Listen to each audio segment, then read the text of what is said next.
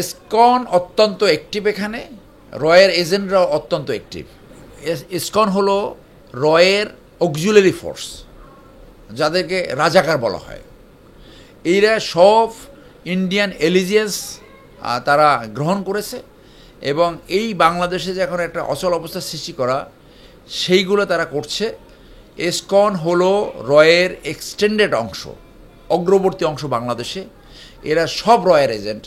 এদেরকে ধরে প্রয়োজন বোধে স্পেশাল প্রোক্লেমেশন করে তাদেরকে বিচার করা উচিত, এবং ইমিডিয়েটলি ইসকন এখানে ব্যান করা উচিত। দেশ এখন এক চরম বা ভয়াল সময় পার করছে। আসলে কি ঘটতে যাচ্ছে? দেখুন, একটা অনিশ্চয়তা তো রয়েছে, এবং জাতির যে আকাঙ্ক্ষা সৃষ্টি হয়েছিল, যে আশাবাদ সৃষ্টি হয়েছিল, তা কোনো কিছু পূর্ণ হয়নি। এবং 5ই আগস্ট ঘটেছে ঠিকই, বিপ্লব ঘটেছে ঠিকই, কিন্তু বিপ্লব পরবর্তী যে ম্যানেজমেন্ট, সেইটা ব্যর্থ হয়েছে বলে আমি মনে করি। এবং যে অন্তর্বর্তীকালীন সরকার গঠিত হয়েছিল, তারা সম্পূর্ণভাবে ফেল করেছে। জাতির আকাঙ্ক্ষার কোনো কিছু তারা ফুলফিল করতে পারেনি, এবং এই যে জীবনগুলো চলে গেল, এই যে এতগুলা ইনজুরি, অনেকের চক্ষু হারিয়েছে, যে এইখানে যে ব্যবস্থাপনা দরকার ছিল, যে শাসন দরকার ছিল, তার কোনো কিছু হয়নি। আবারও বলে একটি বিপ্লবী সরকার হওয়া উচিত ছিল, এবং এই বিপ্লবী একটা ম্যানেজমেন্ট হওয়া উচিত ছিল। এবং এই বিপ্লবী ম্যানেজমেন্ট এইভাবে হতে পারতো, একটা প্রোক্লেমেশন ডিক্লেয়ার করে, সংবিধান থাকুক, কিন্তু প্রোক্লেমেশন এবং সংবিধানের সাথে যদি কন্ট্রাডিকশন হয়, তাহলে প্রোক্লেমেশন উইল রিভিল। যেমন এইখানে যে আপনি এই অব্যবস্থাপনা, এই দুর্বৃত্তায়ন যদি আপনি নিবারণ করতে চান, তাহলে কুইক অর্ডার দরকার ছিল। যেমন আজকে মাত্র 2টা ট্রাইব্যুনালে মানবতা বিরোধী অপরাধের বিচার চলছে। এইখানে কিন্তু আপনার 50টা ট্রাইব্যুনাল হতে পারত। তাহলে এটা আপনি কী দিয়ে করতেন? ওই প্রোক্লেমেশন দিয়ে। হ্যাঁ, আরও যে সমস্ত যে কুইক বিচার, হ্যাঁ, আপনি মনে করেন যে পৃথিবীর অনেক দেশে এই ধরনের পরিস্থিতিতে মার্শাল্লা কোর্ট এনাক্টমেন্ট করা হয়। মার্শাল্লা কোর্ট কেন করা হয়? কুইক যারা অপরাধী করছে তাদেরকে বিচার করার জন্য। এইরকম একটা ফ্যাসিজম, এইরকম একটা অভ্যুত্থানের পরে এই ট্র্যাডিশনাল বিচার ব্যবস্থা দিয়ে অভ্যুত্থান কখনো সফল করা যায় না। এটা হয় না। এখানে একটা ট্রাইব্যুনাল হওয়া উচিত ছিল, শুধু ইন্ডিয়ান রয়ের এজেন্টকে আইডেন্টিফাই করা, একটা বড় কমিশন হওয়া ছিল রয়ের এজেন্টকে চিহ্নিত করা, এবং একটা স্পেশাল ট্রাইব্যুনাল হওয়া উচিত ছিল তাদেরকে ট্রাই করার।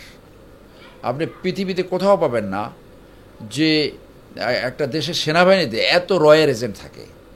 এবং এই মুহূর্তে যারা পালিয়ে গেছে, দেখেন এই যে এনএসআইর অফিসার, ডিজিএফআই অফিসার, এই যে হাফ ডজন জেনারেল, জাতির জন্য ভয়াবহ লজ্জা। তো এই যারা পালিয়ে গেছে, এইটি আপনি ধরে নিতে পারেন যে ইন্ডিয়া কেন পালালো, তারা রয়ের পরীক্ষিত এজেন্ট এখানে, এবং এটা তো পেপার পত্রিকা সব আসছে। তাহলে এই যে রয়ের এজেন্ট, এইটা তো আপনি সাধারণ বিচার ব্যবস্থা দিয়ে আপনি বিচার করতে পারবেন না। এটা পৃথিবীর সব জায়গা। আজকেও দেখলাম যুক্তরাজ্য, ইউনাইটেড কিংডমে একজন এজেন্ট ধরা পড়ছে, বিদেশি এজেন্ট। আপনি দেখবেন যে সো এইখানে পুলিশে রয়ের এজেন্ট চাকরি করছে। আন্দোলন দমন করার জন্য রয়ের এজেন্ট ছিল, যাদেরকে প্লেনে উঠেই দেওয়া হয়েছে। সো এইটা কীভাবে করতে পারতেন আপনি? প্রোক্লেমেশন দিয়ে।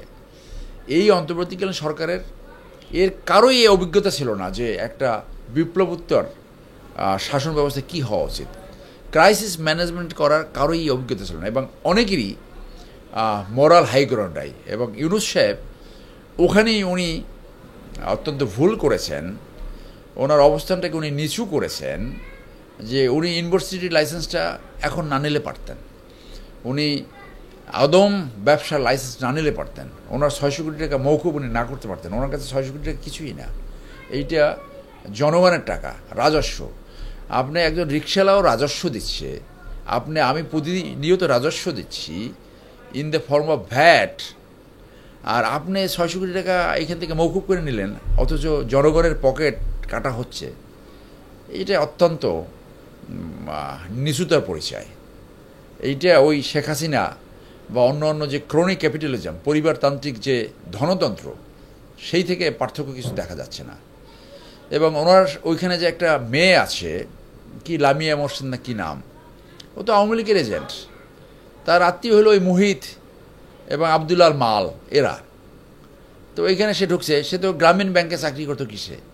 সো আপনি দেখেন যে এত বড় একটা ঘটনা ঘটলো, অথচ উনি নিয়ে আসলো সব ওনার পরিচিত লোক। অর্থাৎ এই যে একটা গ্রামীণ ব্যাংকের রিহ্যাবিলিটেশন সেন্টার হিসেবে পরিণত হয়েছে। সো যা হবার তাই হয়েছে, তারা ব্যর্থ হয়েছে।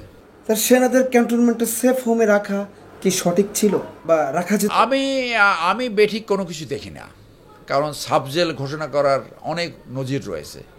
বেগম খালেদা জিয়া শেখ হাসিনাকে সাবজেলে রেখেছিল। 69-এ শেখ মুজিবুর রহমান এখানে সাবজেলে ছিল। পৃথিবীতে অনেক জায়গা, যেমন অং সান সু কি আছে মায়ানমারে, তাকে তো সাবজেলে রেখেছে। এটা একটা কনভিনিয়েন্সের ব্যাপার। সরকার ইচ্ছে করলে যে কোনো বাড়িকে সাবজেল ঘোষণা করতে পারে। সো এরা তো সার্ভিং অফিসার, তারা তো এখনও সার্ভিং।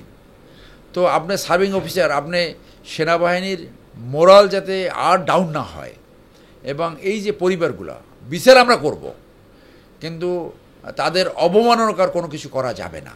তো আমি সেই জন্য মনে করি সরকার সঠিক সিদ্ধান্ত নিয়েছে, এবং এইটাই অ্যাডমিনিস্ট্রেটিভ কনভেনিয়েন্স।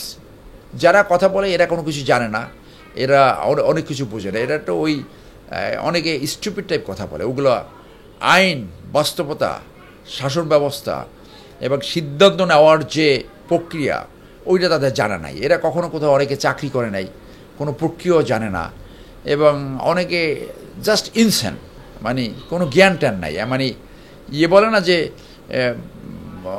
যে ননসেন্স কথা বলে, ওরকম অনেকে কথা বলে আর কি।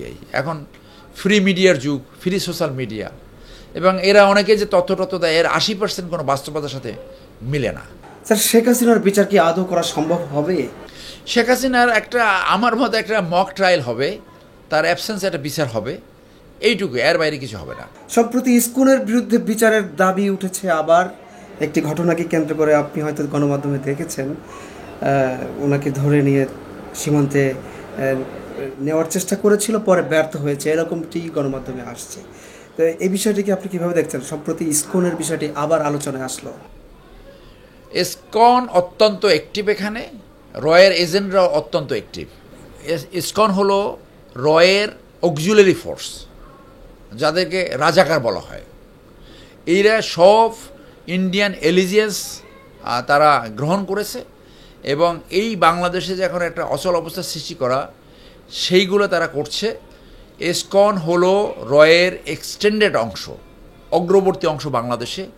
এরা সব রয়ের এজেন্ট।